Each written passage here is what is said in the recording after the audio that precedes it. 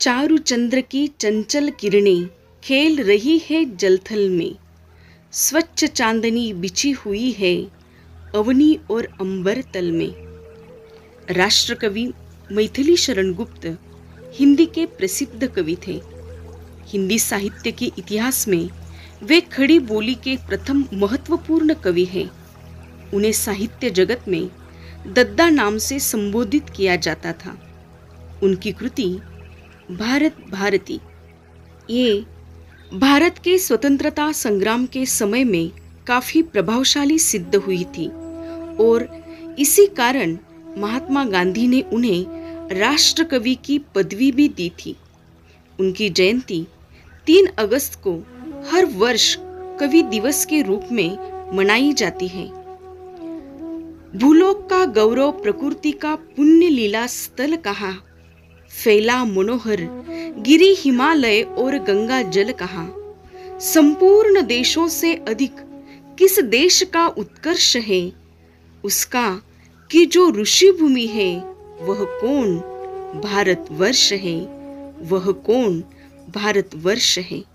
भारत भारती में देश की वर्तमान दुर्दशा पर क्षोभ प्रकट करते हुए मैथिली शरण गुप्त जी ने देश के अतीत का अत्यंत गौरव और श्रद्धा के साथ गुणगान किया।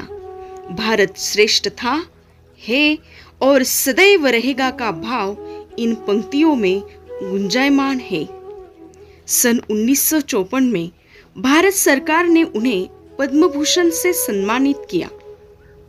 महावीर प्रसाद द्विवेदी जी की प्रेरणा से गुप्त जी ने खड़ी बोली को अपनी रचनाओं का माध्यम बनाया और अपनी कविता के द्वारा खड़ी बोली को एक काव्य भाषा के रूप में निर्मित करने में अथक प्रयास किया। इस तरह ब्रजभाषा जैसी समृद्ध काव्य भाषा को छोड़कर समय और संदर्भों के अनुकूल होने के कारण नए कवियों ने इसे अपनी काव्य अभिव्यक्ति का माध्यम बनाया। हिंदी कविता के इतिहास में यह गुप्त जी का सबसे बड़ा योगदान है। घासीराम व्यास जी उनके मित्र थे। पवित्रता, नैतिकता एवं परंपरागत मानवीय संबंधों की रक्षा गुप्त जी के काव्य के प्रथम गुण हैं, जो पंचवटी से लेकर जयद्रथ वध, यशोधरा और साकेत में प्रतिष्ठित एवं प्रतिफलित हुई है। साकेत उनकी रचना का सर्वोच्च शिखर है। मैथिली शरण गुप्त जी का जन्म 3 अगस्त 1886 में पिता सेठ रामचरण कनकने और माता काशीबाई की तीसरी संतान के रूप में उत्तर प्रदेश में झांसी के पास चिरगांव में हुआ। माता और पिता दोनों ही वैष्णव थे। विद्यालय में खेल कूद में अधिक ध्यान देने के कारण पढ़ाई अधूरी ही रह गई। रामस्वरूप शास्त्री, दुर्गादत्त पंत आदि ने उन्हें विद्यालय में पढ़ाया। उन्होंने घर में ही हिंदी, बंगला, संस्कृत साहित्य का अध्ययन किया। मुंशी अजमेरी जी ने उनका मार्गदर्शन किया।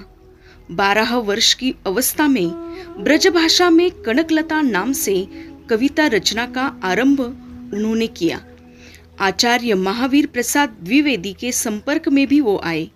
उनकी कविताएं खड़ी बोली में मासिक सरस्वती में प्रकाशित होना प्रारंभ हो गई।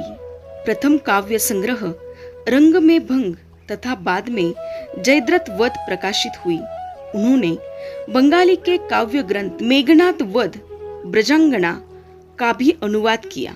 सन 1912-13 में राष्ट्रीय भावनाओं से ओतप्रोत भारत भारती का प्रकाशन किया।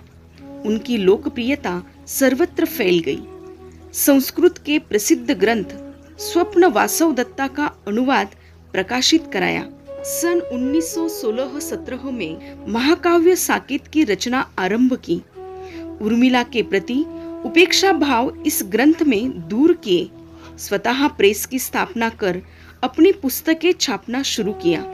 साकेत तथा पंचवटी आदि अन्य ग्रंथ सन 1931 में पूर्ण किए। इसी समय वे राष्ट्रपिता गांधी जी के निकट संपर्क में आए। यशोधरा सन 1932 में लिखी। गांधी जी ने उन्हें राष्ट्र कवि की संज्ञा प्रदान की। 16 अप्रैल 1941 को वे व्यक्तिगत सत्याग्रह में भाग लेने के कारण गिरफ्तार कर लिए गए। पहले उन्हें झांसी और फिर आगरा जेल में ले जाया गया। आरोप सिद्ध न होने के कारण उन्हें 7 महीने बाद छोड़ दिया गया। सन 1948 में आगरा विश्वविद्यालय से उन्हें डीलिट की उपाधि से सम्मानित किया गया। 1952 से 1964 तक वे राज्यसभा के सदस्य मनोनीत हुए। सन 1953 में भारत सरकार ने उन्हें पद्म विभूषण से सम्मानित किया। तत्कालीन राष्ट्रपति डॉक्टर राजेंद्र प्रसाद ने सन 1962 में अभिनंदन ग्रंथ भेंट किया तथा हिंदू विश्वविद्यालय के द्वारा डीलिट से सम्मानित किया गया। वे वहां मानद प्रोफेसर के रूप में नियुक्त भी हुए। 1954 में साहित्य एवं शिक्षा क्षेत्र में पद्म भूषण से सम्मानित किए गए।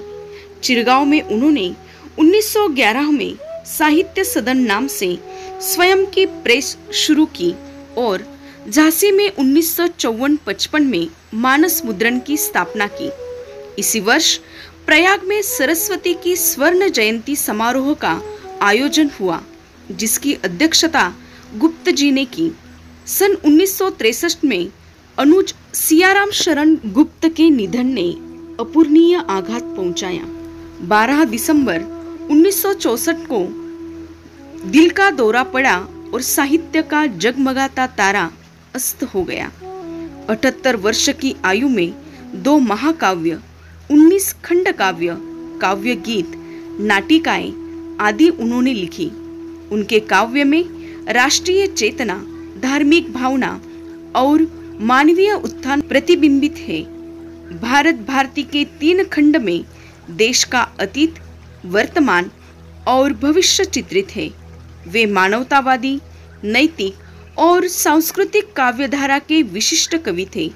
हिंदी में लेखन आरंभ करने से पूर्व उन्होंने रसिकेंद्र नाम से ब्रजभाषा में कविताएं, दोहा, चौपाई, छप्पय आदि छंद लिखे। ये रचनाएं 1904-05 के बीच वैशोपकारक, कोलकाता, वेंकटेश्वर, CST और मोहिनी, कन्नौज आदि पत्रिकाओं में प्रकाशित हुई। उनकी हिंदी में लिखी कृतियां इंदु, प्रताप प्रभा जैसी पत्रिकाओं में छपती रही। प्रताप में विदग्ध हृदय नाम से उनकी अनेक रचनाएं प्रकाशित हुई। नारियों की दुरवस्था तथा दुखियों, दीनों और असहायों की पीड़ा ने उनके हृदय में करुणा के भाव भर दिए थे।